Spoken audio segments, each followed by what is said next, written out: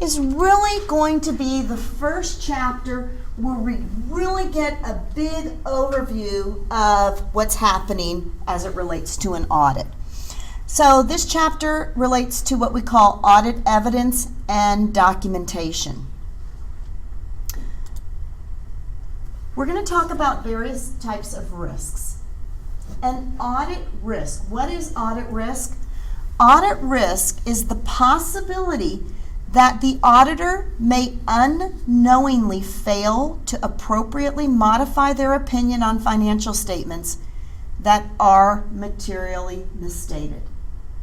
Audit risk is the potential of an auditor issuing an unqualified opinion when in fact something is materially misstated.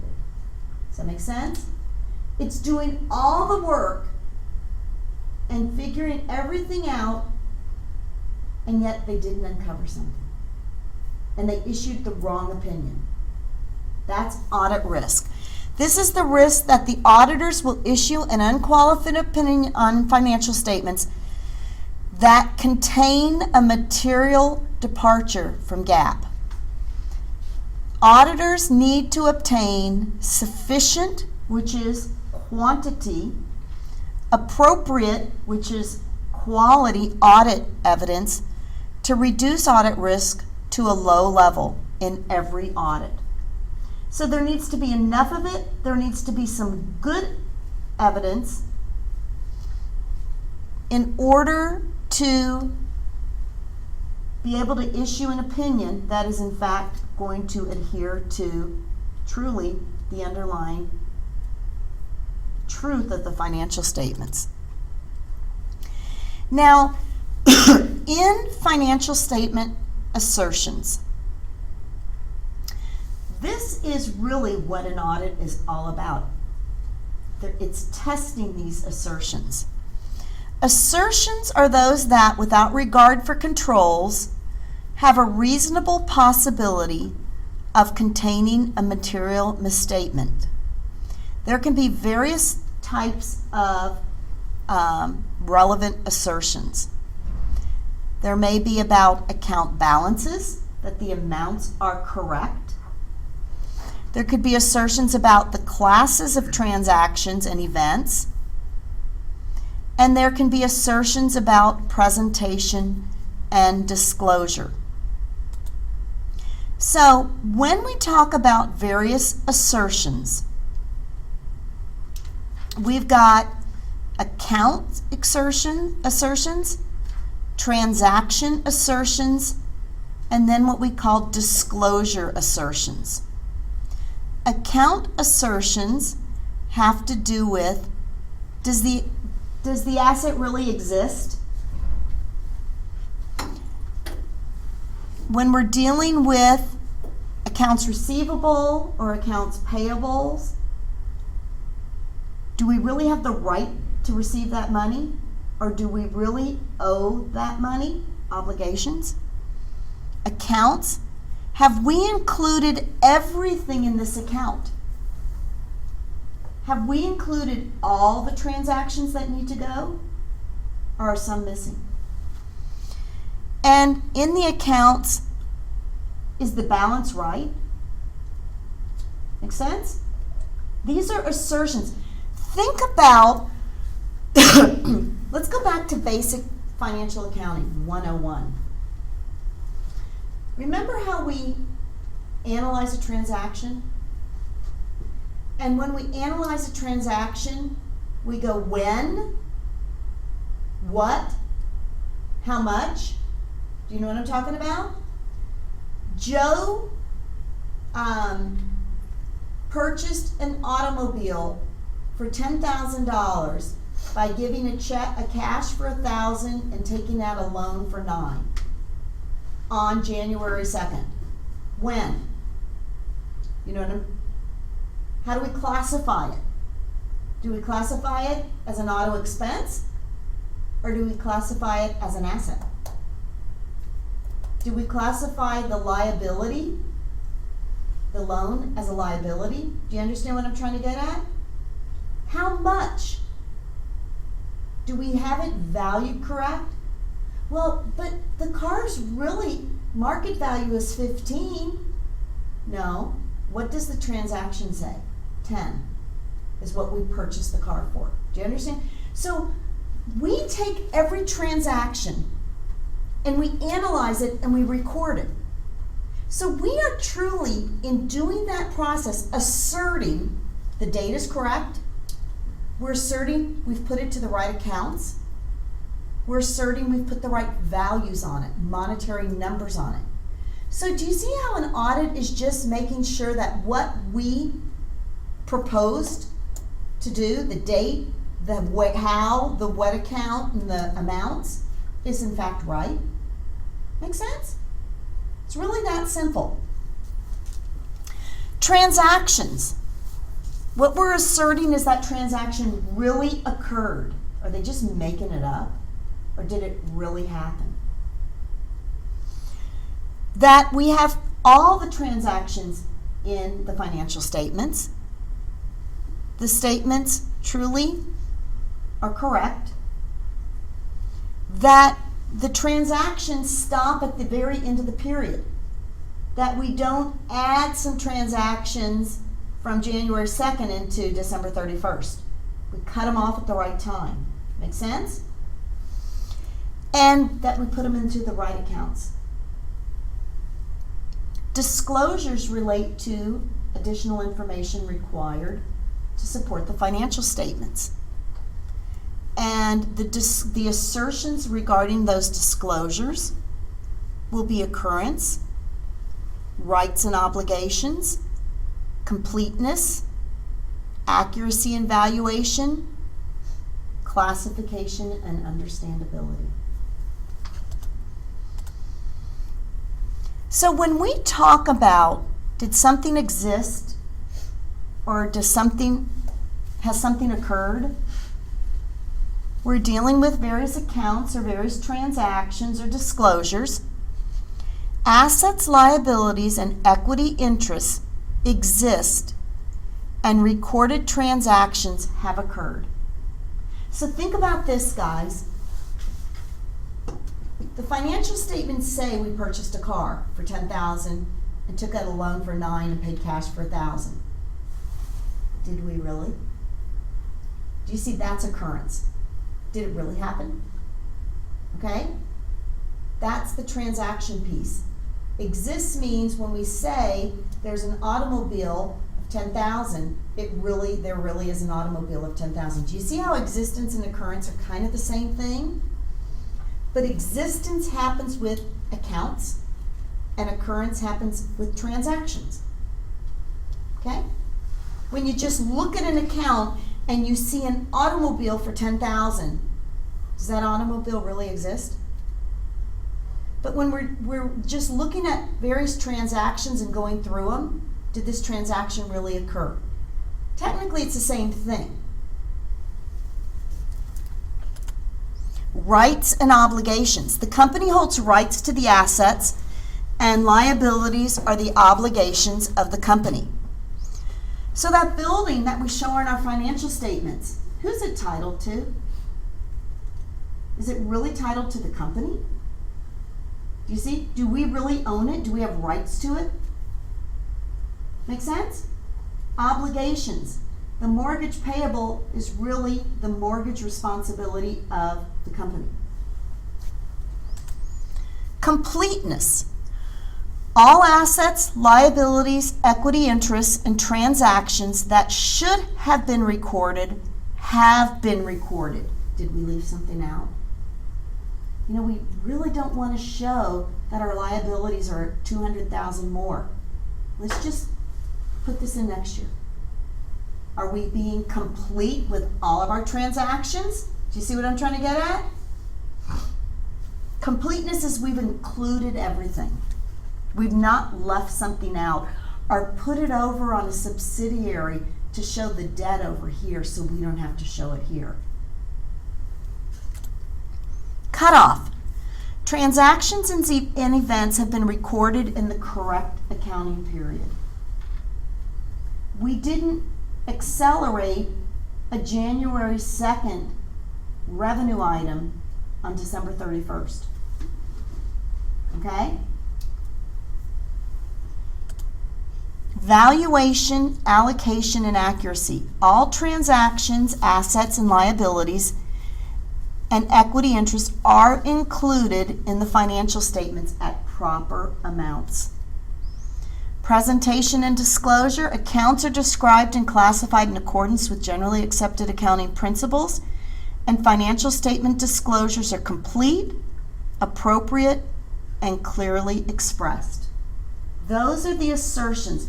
When a company presents financial statements, they are truly asserting we've included it all, we cut it off at the right time.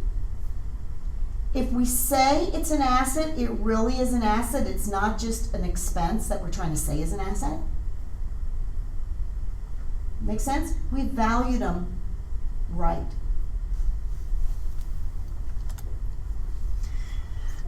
So this audit risk, boy, audit risk is the possibility that the auditor goes through all the work, completes the process, finalizes the report, submits it, and it's wrong. So audit risk equals the risk of a material misstatement times the risk that an auditor will fail to detect a material misstatement. I mean, an auditor's not going to issue an unqualified report if there's a material misstatement in the financial statements, right? So in other words, they don't think there's a material error, and they came to the conclusion that there weren't material errors when in fact there was a material error and they didn't find it. Make sense? Now, we've got these three other types of risks: inherent risk, control risk, and detection risk. See, an auditor not being able to detect a material misstatement is what we call detection risk. The risk of a material misstatement would come about as a result of these two types of risk, inherent risk and control risk. So what is inherent risk? Risk of a material misstatement occurring in an assertion assuming no related internal controls. They just, there's a material misstatement, and because of the lack of internal controls, it just happened. Control risk is the risk that a material misstatement in an assertion will not be prevented or detected on a timely basis by the company's internal controls. So control risk is all about the company has internal controls, but somehow something slipped. Make sense? So inherent risk has to do with just the mere nature of screwing it up. Control risk has more to do with the fact, even though all these controls are in place, somehow it slipped through. The controls were not working effectively. Okay? And then detection risk is the risk that the auditor's procedures will lead them to conclude that a material misstatement does not exist in an assertion when in fact such a material misstatement does exist. For whatever reason, quantity, quality, they didn't get enough. Does that make sense? Are you guys kind of following me a little? Am I overwhelming you? Okay. If I do, will you stop me and say, hey, explain this again? Because I'm here for you. So, AR, audit risk, equals IR, inherent risk, times CR, control risk, times DR, detection risk. Know that equation. So our potential to issue a report that in fact is wrong is going to be equal to inherent risk, just the potential that an oops happened, times control risk, meaning something slipped through the cracks of internal controls, times detection risk, meaning we just didn't catch it. So, look at it this way. Risk of material misstatement has to do with the oops, and boy, it slipped through the internal controls. So, misstatements likely to occur in the client's financial statements generally have to do with inherent risk and control risk. So as you see this sand pouring through and lingering off, this is the biggest issue, inherent risk and control risk. Then you're going to have some that filter out, and generally a lot of these issues are going to be prevented because of the controls of a company in place. So they're going to stop any material misstatements. So as you see here over here, misstatements are prevented or detected because of controls in place. But then you still get some that cipher through. It's not all perfect, and we can't audit everything. So here's misstatements that bypass the client's controls. And so we want to do enough quality and quantity. So even if they pass through the client's controls, we're still going to catch them. But there still is a likelihood that the misstatements, they stop here because we caught it. But the ones that can still trickle down are those misstatements that didn't get found out by the auditor, detection risk. So as you can see here, this is a really good visual analogy. We're pouring in all these transactions. And a lot of these transactions, just due to proper procedures and proper controls, get stopped at the main level here. But some are still going to pour out, and so based on making sure we do enough quality and quantity, we're going to stop most of them. But it's still, because we can't audit every statement, some could trickle out. But how much of this could trickle out becomes our audit risk. Every single audit is going to have audit risk. We just need to keep it at an acceptable limit. Does that make sense? Guys kind of get it? So, for example, let's say that the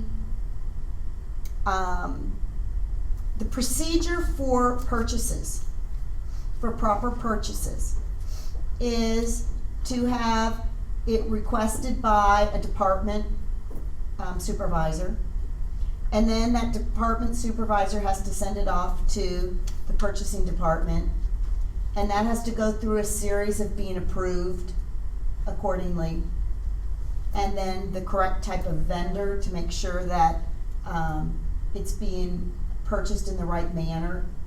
If those controls are all in place, chances are material misstatements aren't just going to slip through. But in the case of scenarios where I need a new automobile, and so the person who requests it is the one that has the authority to go and ask for it and decide which vendor to purchase it from. See how there are no controls in place? So the potential of maybe transactions being skewed could become greater than if there are controls in place. Does that make sense, guys? Or anyone can input into the system. And so Wendy wants to make her $10,000 bonus. And so if she shows that she had sales of $25,000 on December 28th, she's going to make that bonus. So she can just input it in the system. But if there were controls in place that she can't just input that into the system, she's got to have it stamped off, approved by her boss hands it to a place, and they have to verify that whatever she's saying she sells actually got shipped from the warehouse before they even entered it. Do you understand where I'm kind of going with it? Do you see how all that would stop up here? Instead of Wendy just flamboyantly just going and putting in what she wants, however she wants. Do you see how our financial statements can get really screwed up because we don't have any controls? And then the numbers are going to be really accelerated because everyone's Christmas bonuses are based on this. I'd be happy. I bet you would. But you wouldn't be happy the next year when you're out of the company's out of business. That's true. I'm trying to put it down on a level that it makes sense. So, inherent risk. Just the nature of the accounts. Factors that can affect inherent risk: the nature of the client and the environment, and the nature of the particular financial statement element. Certain types of accounts are just inherently going to be riskier than other types of accounts, like just pure cash. Okay? There are not great controls on just pure cash. Business characteristics indicative of high inherent risk: inconsistent profitability of a client, operating results highly sensitive to economic factors, going concern problems, large known and likely misstatements detected in prior audits, substantial turnover, questionable reputation, or inadequate accounting skills of management are just going to give this company a large stuff's going to slide through. And it's not about internal controls, it's just about everything else, not internal controls. Then we've got some assertions that relate to this inherent risk. Difficult to audit transactions or balances, complex calculations, difficult accounting issues, significant judgment by management, or valuations that vary significantly based on economic factors, all affect this inherent risk. You see why it's so important to really know your client? Because you're trying to eliminate this inherent risk. Make sense? If you know the economy and the sector in which they're working, it's going to give you a greater amount of security and understanding in those transactions. Complex transactions really are like the devil's playground for, what's really going on here. So, we've got various types of transactions. A lot of routine transactions. They're pretty low inherent risk, aren't they? Paying the utility bill each month. How difficult is that? Not going to have as much worry. Same amount, similar in amounts, similar places. Pretty low inherent risk. Non-routine involved activities that occur only periodically, such as the taking of physical inventories. The ability to have an oops is a lot greater, isn't it? So, here's a true story. I'm going to kind of fill you in with some weird true stories, but this really happened in the Petters case. How many of you guys remember Petters? Everyone does. Auditors had warehouses all over the city. Auditors would go in to observe that they actually existed, that the inventory is really real, the boxes were there. But guys, one day this auditor said, they were stacked up. One day the auditor says, I just want to open a box. Guess what? Nothing inside. Guess what was in the box? Nothing. Nothing. Now, oops. Do you see? This isn't even about protecting internal controls. This is about a bad climate and they're playing a game and it just stuff happens. Okay? Do you see how those inventory amounts could have been grossly misstated when you just got empty boxes in warehouses? Make sense? Sometimes when we're dealing with transactions for estimates, it can really skew our numbers, can it? So estimates have a high inherent risk too, because you really want to understand where are those estimates coming, what's your history on those estimates, to look at what has the past relayed as far as like allowance for doubtful accounts even. Do you guys get what I'm trying to say? We normally predict, well, in the past 5 years we've had 5% bad debt. So you generally take past history to make accurate figures. But again, all of this is truly based on the information provided by the client. So there's a great amount of inherent risk in these unless you really check them all out. Appropriateness of audit evidence. Auditor must obtain sufficient is quality, appropriate is quality evidence. You guys are going to get so sick and tired of me saying that.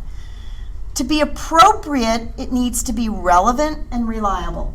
Relevant meaning it really is applicable to that specific issue.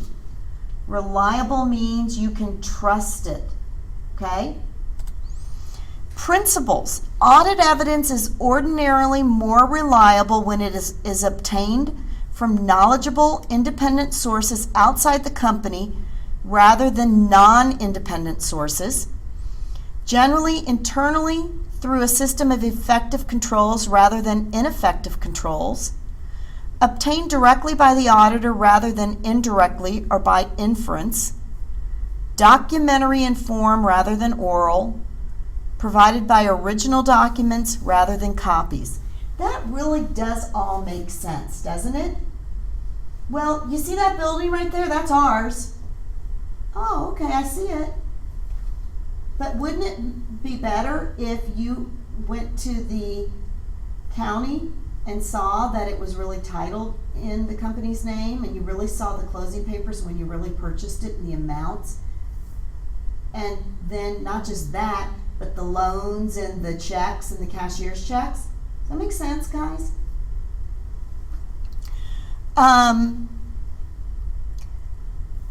When you gather accounts receivables, when a company says, well, this is what's on our books, versus when you go and get positive confirmations from all the customers that say, yes, I do owe them this. Yes, I do owe them this.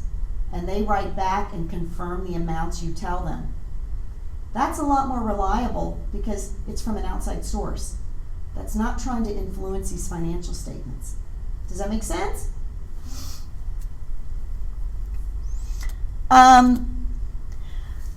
So,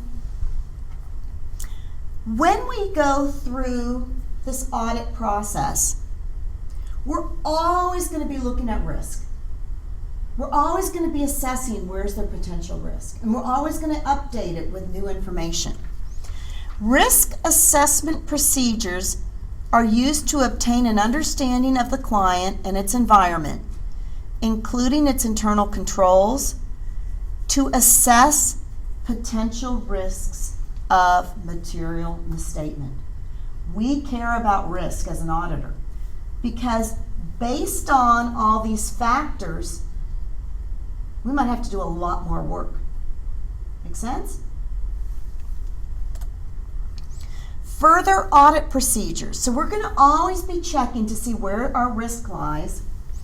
And then based on that, we may really have to test the controls.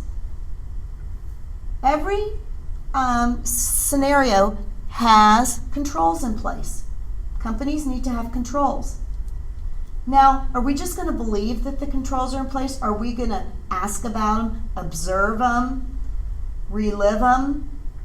Do you see what I mean? To make sure they're really functioning, that they're just not on paper. When appropriate, to test the operating effectiveness of controls and preventing material misstatement. So those are tests called test of controls we're going to do in a part of the audit. Then there's another part of the audit called substantive procedures or substantive tests. These help detect material misstatements at relevant assertion levels.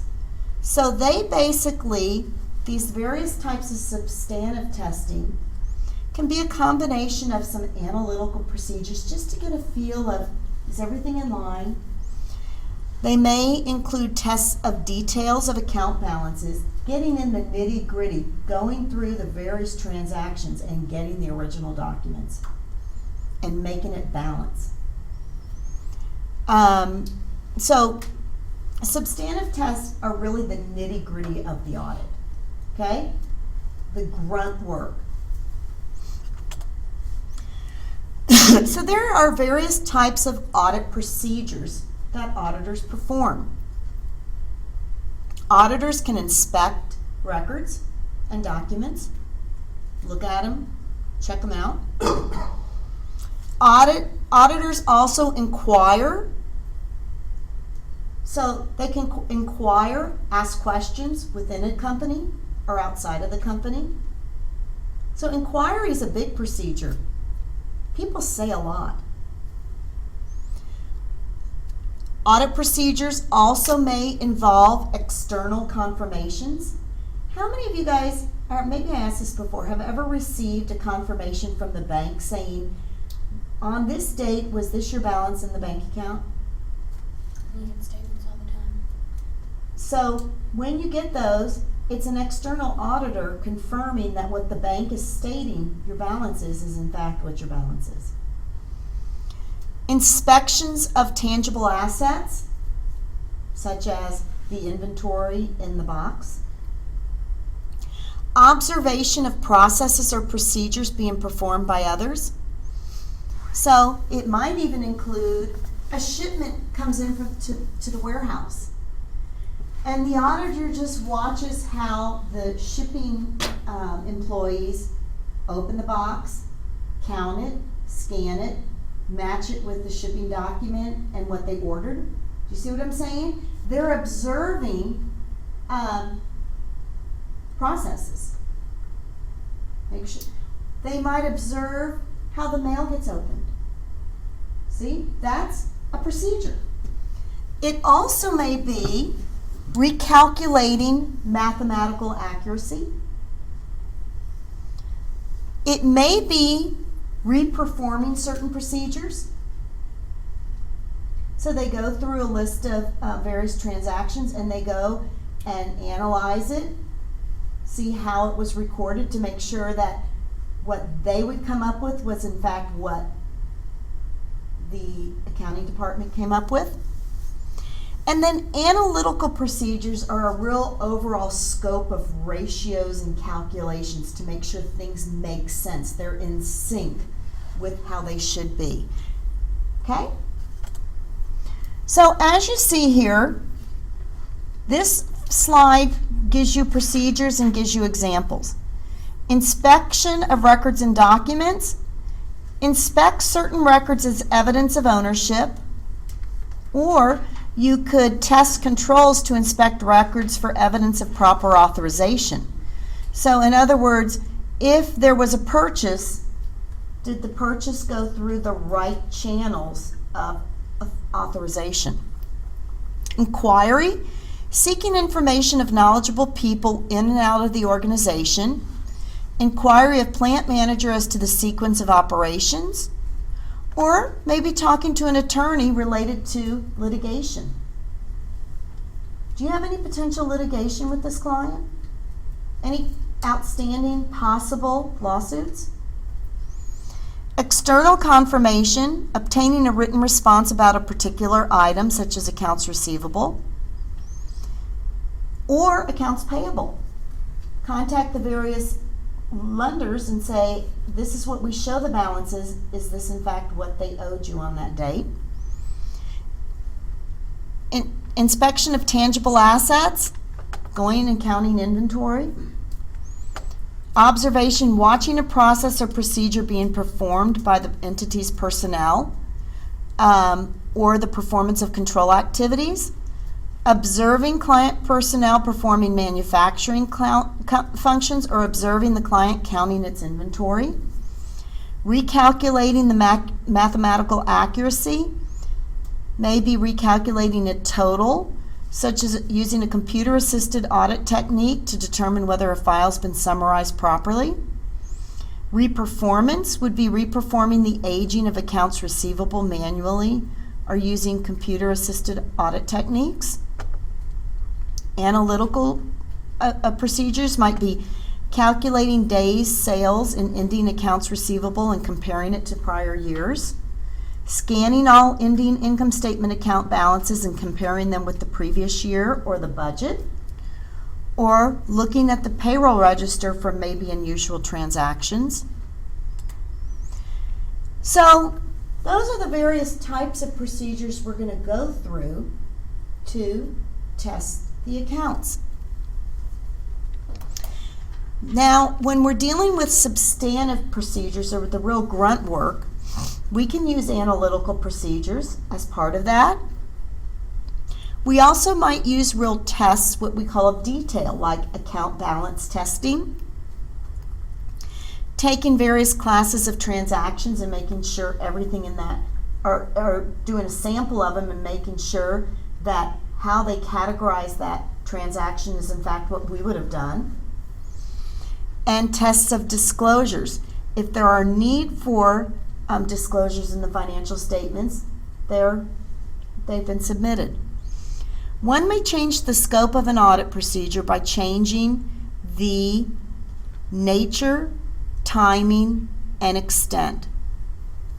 So based on these and based on our results, we might have to change what we're doing, or change when we're going to do it, or how much we're going to do. You see how what we can do to gain greater accuracy or greater assurance by changing maybe more, creating a lot more detailed of the transactions, or the timing. The closer we get to the balance sheet date, the more we can really feel secure about those balances versus auditing them 3 months prior. And then the extent. Instead of doing 1% of the transactions, we might have to do 3 or 4%. See what I'm saying? Quantity. Holding the extent of procedures constant, one may increase the scope of procedures by either changing the nature or timing. So nature would be, instead of trusting the evidence that the client gave us, requesting external evidence. Or timing, we'd wait until year end to obtain evidence from the entire set of transactions as contrasted to performing interim testing, like 2 months till the end of the year. Make sense? Holding other factors such as the nature of timing constant, the greater the risk of material misstatement, the greater the needed extent of substantive procedures. The main way to increase the extent of audit procedures is to examine more items. Sample sizes should reduce detection risk so as to restrict audit risk to a low level. So, the bigger the sample sizes, the better the outcome. Now, when we're talking about analytical reviews, overall comparisons, timing of analytical procedures relate to risk assessment, what we'll follow up with as far as our substantive procedures and our final review. How we do this is we initially develop what we anticipate to be an expectation. From that, we then determine, well, what are we willing to accept as a degree of being off? Then we look at that account and compare it to what our expectation was. And if there are significant differences, we've got to see if those significant differences make sense or don't make sense. Example, we sell bikes, okay? We sell Brompton bicycles, and these Brompton bicycles generally have a markup of 40%. Okay, this is what we know. So, or let's just say the cost to the sale of the Brompton bicycle is 60% of the sale, okay?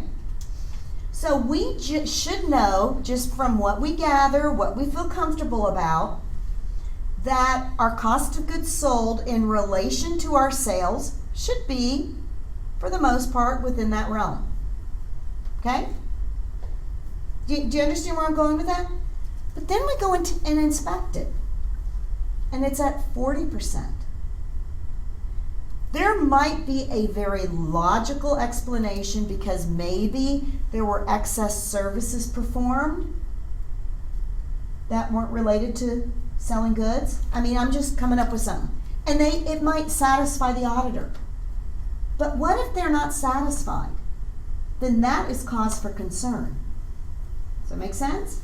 Something's off. The numbers don't lie. Make sense? So based on these analytical procedures, they're going to probably go, I have a feeling their inventory is off, or their cost of goods sold is understated. So that means they haven't recorded inventory that actually was sold. Do you understand where? And as a result of those analytical figures not being right, matching up, they're going to have to alter what they test and how they test it.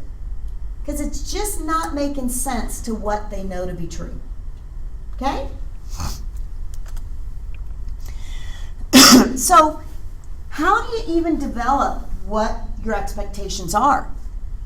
Well, if in 2011 and 2012 their sales consistently were 59 and 61%, or their cost of goods sold, 59 and 61% of their sales, that's a pretty good manner, assuming nothing's changed, that they kind of know what they should stay at.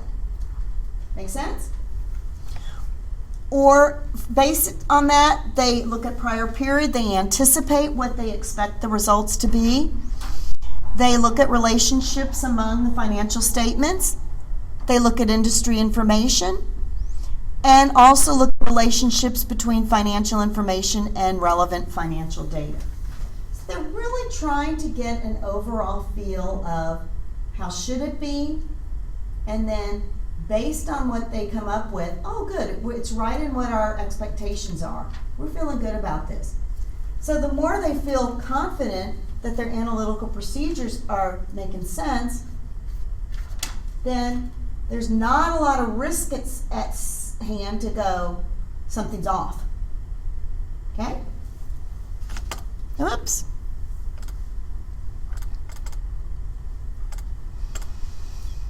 So, analytical procedures.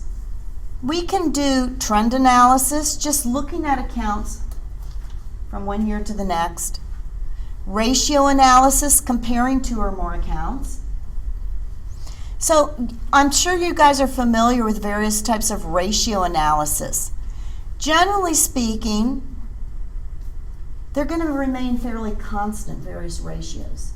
And if there's not, there's going to be a probable reason for that. So you're going to want to look at various information and see if that lines up to what your expectations are. There's horizontal analysis and there's cross-sectional, vertical, and other methods. So horizontal is just reviewing ratios from year to year. Cross-sectional is analyzing ratios of similar firms at a certain point in time. So you're comparing your firm to others within the sector. Vertical is analyzing relationships within the one cycle, the one period, and seeing how they relate. So ultimately we're doing all this to see, are we feeling good, or could there possibly be some misstatements here? Here's an example of an analytical procedure and then what could happen. The procedure is comparison of inventory levels for the current year to those of the prior year. What's our worry? Misstatement of inventory. Or maybe some of the inventory that's sitting in there really isn't even sellable. It's worthless. Another procedure can be comparison of research and development expenses to what we budgeted. What the issue is they didn't classify research and development in the correct manner. They stuck it somewhere else, maybe an asset. Third, comparison of accounts receivable turnover for the current year to that of prior years. Well, our turnovers, there could be a difference in them because we've changed some credit policies, but our worry is that the sales or the accounts receivable could be misstated, or our allowance is off. A procedure to compare the client's gross profit percentages to published industry averages could be that something's skewed with the sales, with inventory, or cost of goods sold. See what I'm saying? Something's not lining up. Comparison of production records in units to sales. We're misstating inventory, or we're misstating sales. Comparison of interest expense to the average outstanding balance of interest-bearing debt. The worry always is that we're going to understate our liabilities, because no company wants to show more liabilities. So there's also estimates we need to look at. We will have to understand how managements come up with their estimates and review them. On our own, develop our own estimate to see if it lines up, and then see if there have been events that have happened after the balance sheet date that may affect our estimates at all. I'm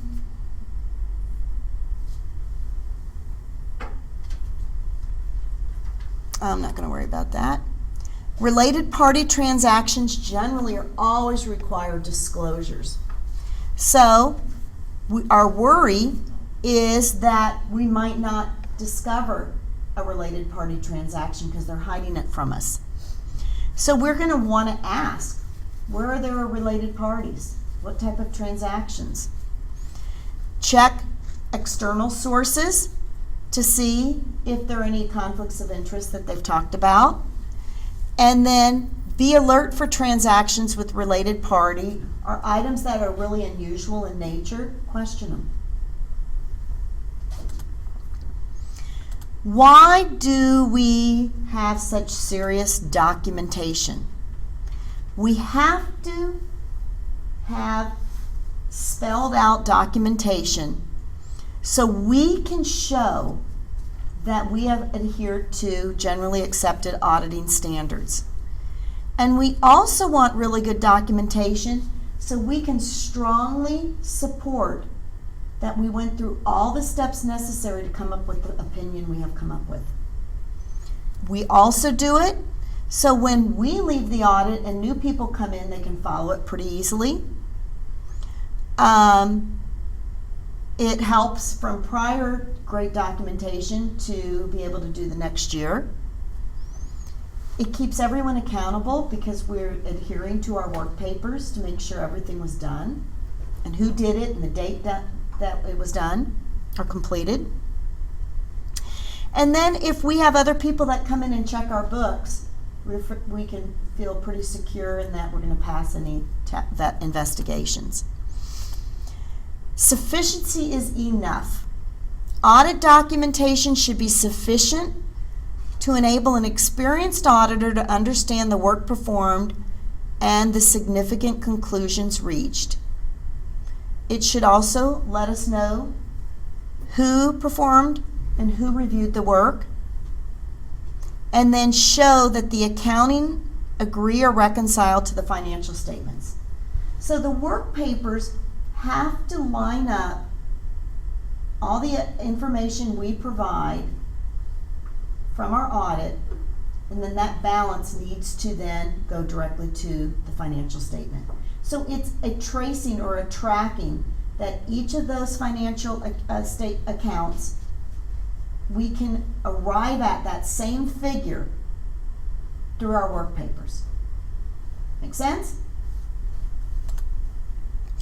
Audit documentation should include all significant audit findings and all the actions taken to address them. You might as well just have a recorder on you, so everything gets reported. Now, there are types of working papers. There's an administrator who has working papers. There's a working trial balance. You know that working trial balance, all the accounts with their debits and credits. There's lead schedules. There's adjusting journal entries and reclassification entries, supporting schedules, analysis, reconciliation, and computational papers. Computational working papers, along with all the documentation that helps corroborate what's in our work papers. So work papers aren't good enough. We need all the evidence to support how we got those figures. So files, so those are the papers. The files will be the current working papers, and we have to index it, cross-reference it. You can imagine in some of these companies how cumbersome this is. And we also have permanent files. Those permanent files are ongoing files for the audit. We keep, we've got our current year working papers and then our permanent working information. So, as you see here, cash shows $96,000 from our trial balance. Okay? From there, our working trial balance, that is an auditor's work paper, is going to show where we received that $96,024, where it came from. From there, it tells us it came from the lead schedule. So we have our index that shows our various statements. We see from our cash lead schedule our breakdown of all our different cash. Our petty cash, our general cash, our payroll cash, totals up to our $96,024, which flows back to our work papers. From that, we've got all of our various confirmations from the banks, reconciliations. From that, we have our accounts receivable schedules, our inventory schedules. You see how we have all the detail that helps us validate arriving at our figures. So as you see this working paper, a couple things that are important to note, and you already know this from accounting. Titles are so important. So you always see the working paper heading. You always are going to have someone who reviews it and initials it and dates it or stamps it, as you see the VMA, May 6th of 2003. Whoever prepared the working papers needs to show when it was prepared and the initials. The index, of course, keeps it on track. The tick marks help you see where the figures came from. The cross-reference entries help to see where the information was procured from.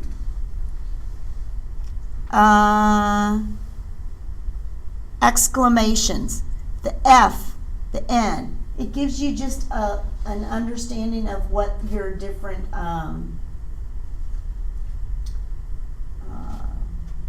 what's the word I'm trying to use? Your little tick marks stand for. Okay? So, what I'd like to do real quick, nothing's real quick, is go through to page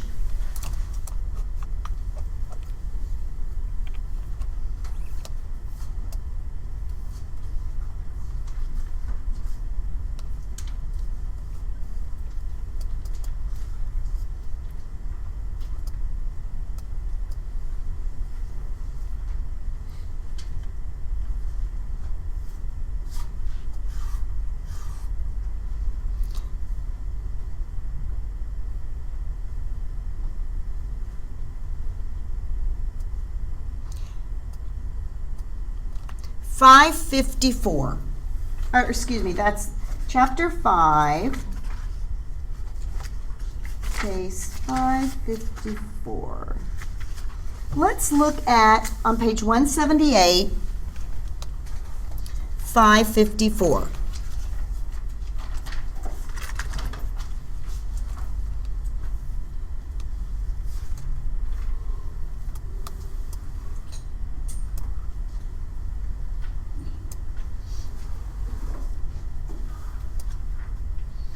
Who would like to read this?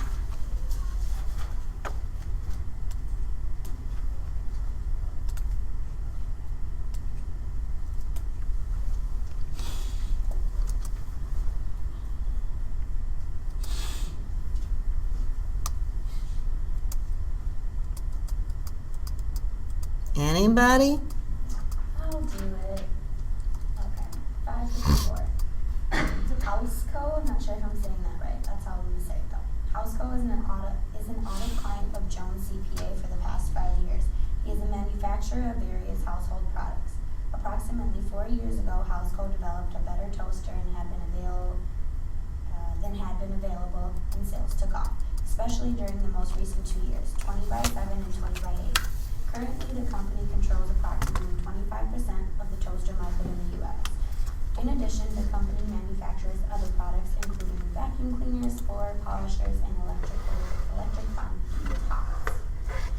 Much of the increased sales performance is due to Donald Skeldon, who became the chief executive officer in that's supposed to be a year, I see.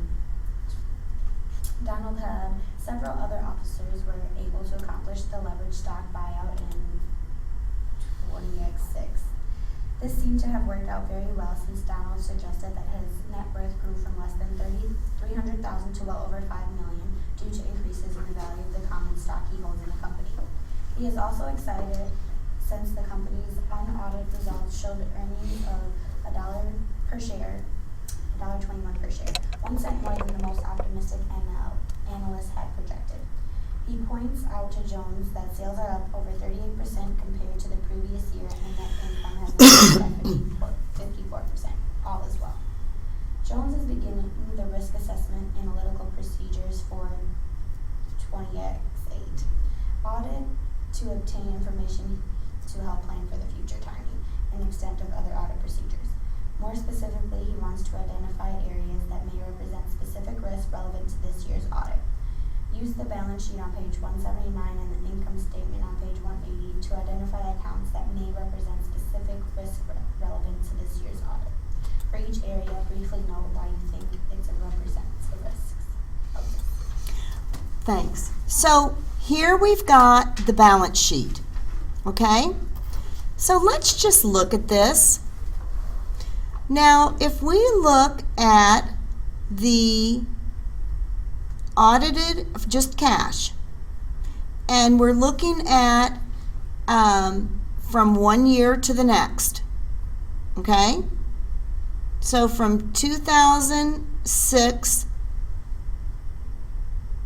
to the horizontal analysis is basically in 2006, 63,000, 2007, 514,000, 2008, 885,000.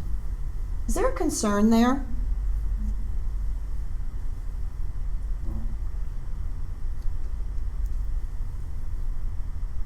Well, from one year to the next, aren't there a lot large increases?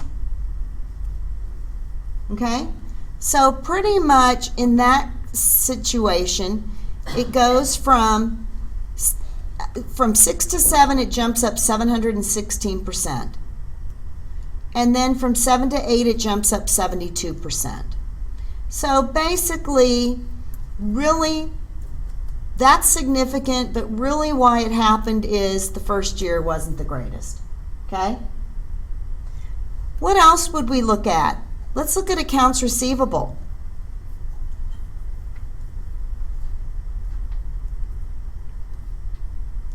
Anything there? Almost doubled every year. It almost doubled. Let's compare accounts receivable to total assets. If we look at that vertical analysis, accounts receivable is 33% in 2006 of total assets. In 2007, it's 43%. And in 2008, it stayed the same. So depending on how we look at it, it did jump up a lot, 93% horizontally one year to the next, 84%. But from a vertical analysis, if we look at it comparing it to our total assets, it did jump up, but then it did remain consistent, right? So I'm just going to read to you what this says.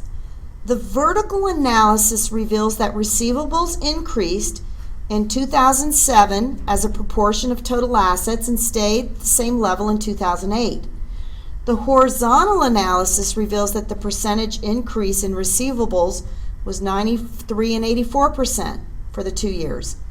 These are large increases as compared to the increases in gross sales for the 2 years. So if we look in the next page at gross sales, because you know, accounts receivable should be in relation to sales, shouldn't they?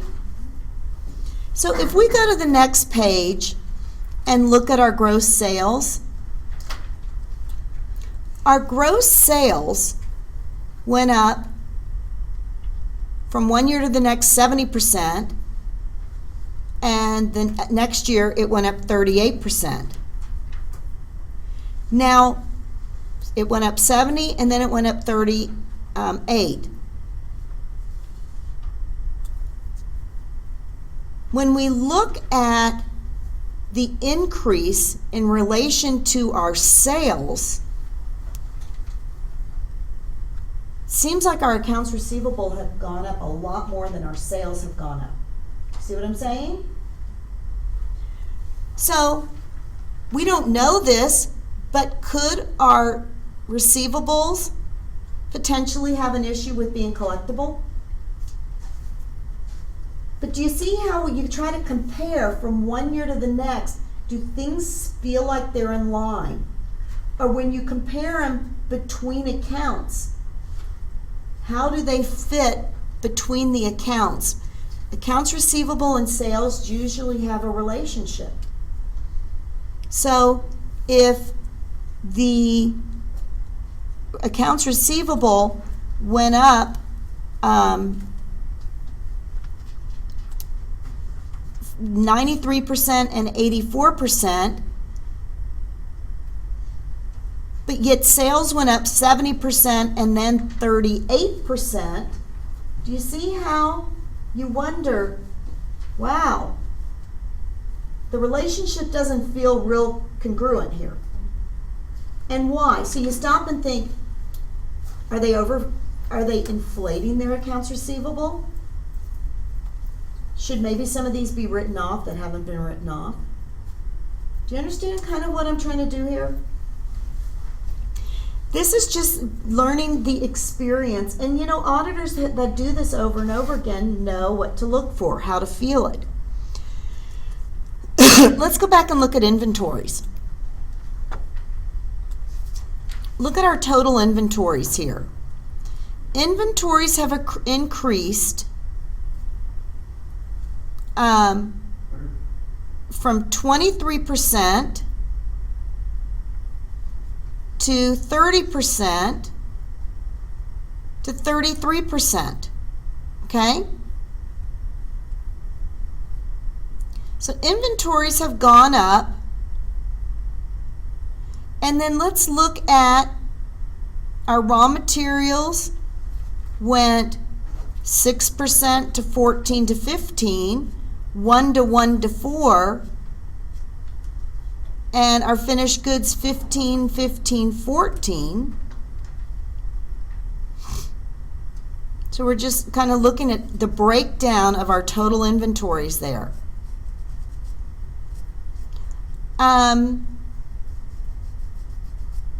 If we look at days of sale,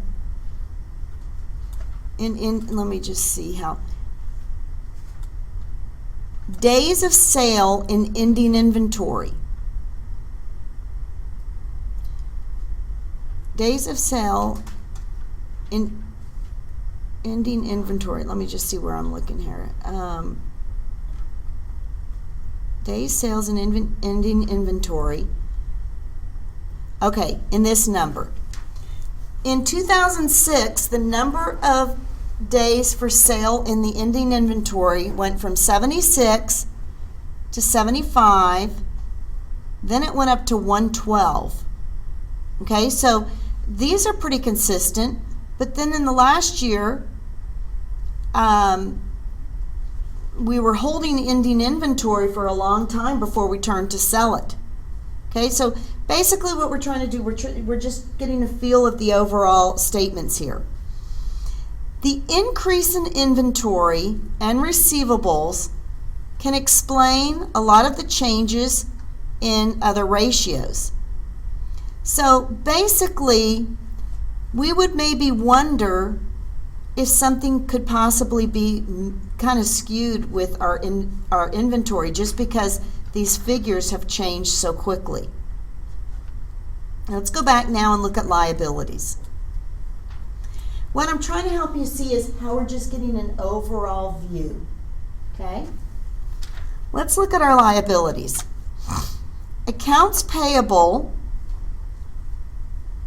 went from 17 to 23 to 11. Okay?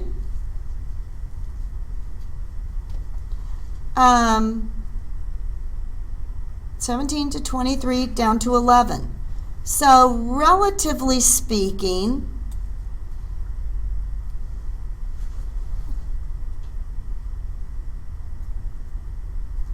the middle year they went up some, but then they went back down. But everything's increasing, so nothing looks real skewed there. What about overall current liabilities? Total current liabilities went from 34%, 37%, 19%.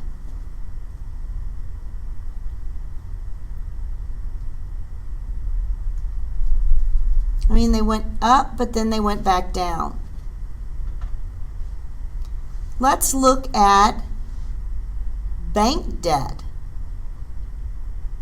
Bank debt went from 34%,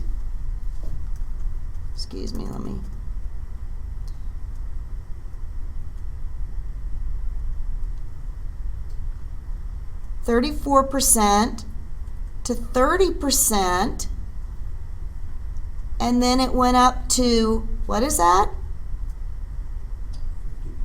53%. So the bank debt, but I mean the company's growing, we can tell that. The bank debt definitely went up significantly.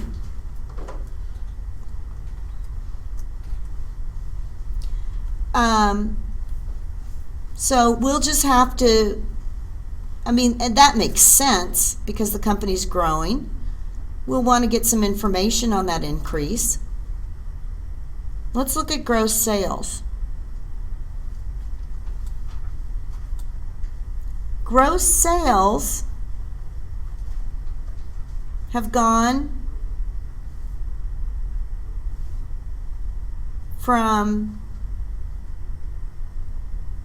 they've gone up 70% one year, they've gone up 38% the next year. That's pretty significant for any company, isn't it? What about sales returns and allowances? 3%, 4%, 1%. But this is really weird. You see how much the sales went up? Shouldn't the returns and allowances be somehow related to that? And do you see how when you compare it, of course it over doubled because the sales went up, and even though then in 2008 the sales continued to go up, the accounts receivable, the sales returns and allowances was cut in half. That seems really low compared to sales. You know what I'm trying to say? Sales and sales returns and allowances should have a correlation. So that seems low. How about cost of goods sold? Cost of goods sold as a percent of net sales has decreased from 61% to 55% to 52%. I feel like that makes sense. When you make more product, you can usually make it cheaper. And it looks like they're in their sales. Which is true. But maybe, 10%. I'm not sure. Which is true. Where it becomes an issue is that the inventory is so much higher. Okay? So the inventories ended up being so much higher. So in a way there's a correlation between the cost of goods has gone down, but the inventory's gone up. Mm-hmm. So basically they're making more, they're just not selling that much. Or they're not showing it into cost of goods. Mm-hmm. Yep. Are you following me a little with what I'm trying to say here? Okay, let's look at interest expense. Our interest expense went from 3% comparatively, 1%, 2%, or if you look here, the interest expense went down and then really jumped up here, 101%. But we know that would make sense because the bank debt increased. So we know the interest expense had to go up because the bank debt went up. Income taxes. Income taxes went up 63%, then the next year went up 25%. Well, in comparison to what they made, it's probably fairly consistent because the income has gone up. So basically, our job is to really get an overall feel, analytical procedures of looking at the numbers and drawing relationships. Okay? Now you see horizontal analysis deals with one year to the next.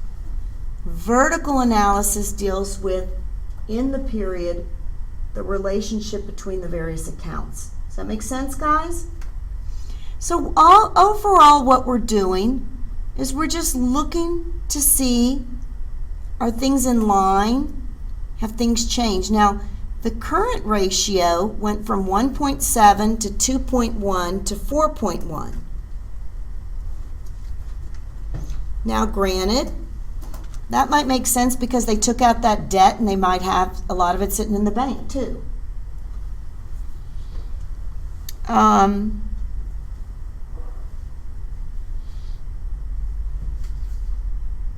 The days of sale and the ending receivables is going up here, so that's probably a little concern. The days of sale and ending inventory, I would think, is of great concern. To me, it looks like something's amiss with the cost of goods sold in your inventory. Just an overall looking. Now, guys, we're not going to be experts on any of this. This is kind of what we're going to do in our Keystone project. We're going to work it together, but we're just going to try to understand how we begin it, what we question, and why we're questioning it. Okay? So that is pretty much going to cover what I want to deal with for